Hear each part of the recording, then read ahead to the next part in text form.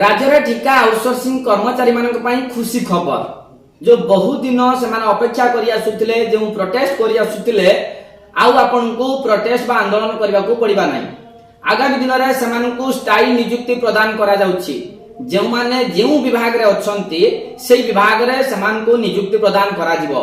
से पुनी समान काम को समान दरमा भाबे मासिक पारिश्रमिक मध्य मिलिबो।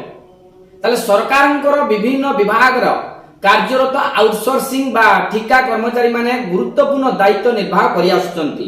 आपण माने जानंती जे सरकारी क्षेत्र रे जे कोनोसी सरकारी कार्यालय रे आउटसोर्सिंग कर्मचारी बा ठिका कर्मचारी एबे भी कार्यरत अछंती, जे माननकु सरकारक पक्षरु अवहेला करा जाउची बोली जा मध्य खबर आसे।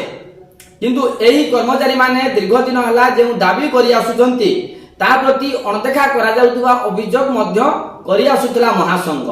किंतु आउटसोर्सिंग पोस्ट गुडी करे नियुक्ति आ पे स्केल समान काम पई समान दरमा परि गुरुत्वपूर्ण विषय को नै आगु को जो प्रतिश्रुति दिया जाइतिला ता एपर्यंत पूरण करा जाई नथिला।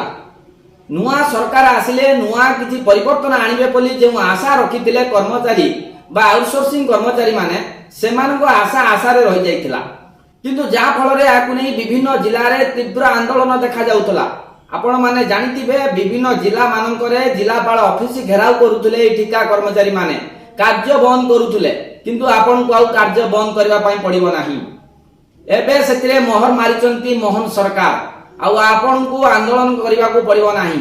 ओडिसा रो ठिका कर्मचारी माननकु नै सुप्रीम कोर्ट ए न्याय दैचंती जे सरकार को मध्य तागिद करिसंती यार जल्दी समाधान करंतु।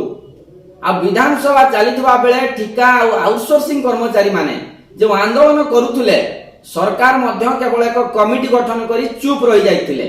आउ जेतबेले ठिका कर्मचारी माने आंदोलन को आसुथुले आउ सरकार को सहित किछि आलोचना करबा पई चाहुथुले, सरकार चुप रही केवल एतिकी कहउथुले जे जहा डिसाइड करिवो कमिटी गठन करी डिसाइड करा जिवो बा कमिटी डिसाइड करिवो। किंतु केवल कहितिले कमिटी जो निष्पत्ति नेबो सेही आधार रे दरमा मिलिवो, किंतु ताहा केबे सफल हेउ नथिला। किंतु एबे एई कर्मचारी मानकर बड़ विजय होइछि कहिले किछि खराब हेबो नाही। एमानकु आउ कर्मरु केही काढी परिबे नाही बा कर्मरु छोटै मिलिबो नाही, बाहर करा जाई पारिबो भी मध्य नाही। आ सेमानकु नियमित बा स्थायी कर्मचारी भाबे दरमा मध्य मिलिबो। आ सरकारी कर्मचारी जो अछंती सेमानक मध्य एमानकु समान नजर रे देखा जिवो। पूर्वरु राज्य रे 43 जन ठिका कर्मचारी सेमानकु छोटै करा जायतिला आपण माने जानिथिबे। आ एथि एई घटना रे सरकार आ पूर्वरु राज्य रे 43 जन ठिका कर्मचारी सेमानकु छोटै करा जायतिला आपण माने जानिथिबे। आ एई घटना रे हस्तक्षेप करथिले कोर्ट।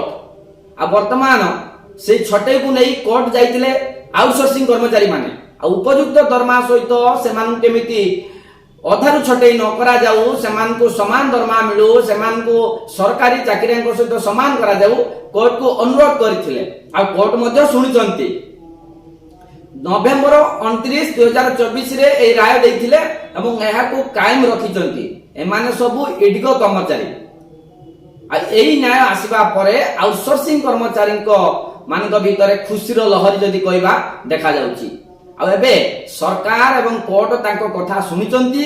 आगामी दिन रे सेमानकर उपयुक्त भाबे पारिश्रमिक पाइबे, जेमति सरकारी चाकरिया पाउचंती सेमानकु मध्य दरमा मिलिबो, एका संगरे छुट्टी मिलिबो।